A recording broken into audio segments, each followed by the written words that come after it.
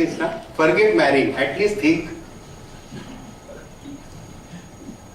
The nuanced manner in which strong currency flows need to be managed is linked to the need for higher reserves, which in turn would mean a strong currency.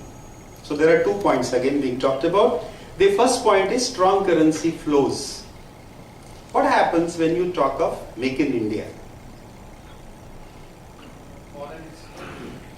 So what is Mr. Modi's vision? To bring more money into the country?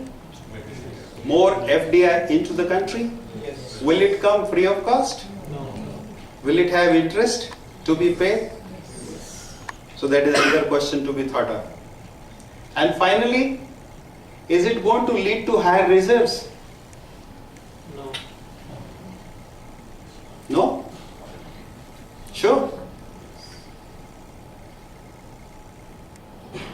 Big question mark. Again, let's see. I'll give you some practical examples.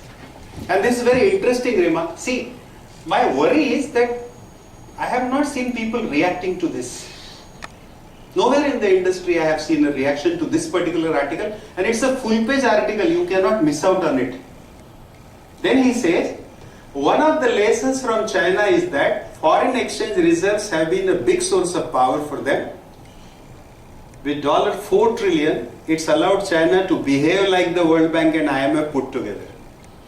So that's a very interesting, and coming from a person like Subramanian, you cannot say that he is a politician, he doesn't understand anything about the economy.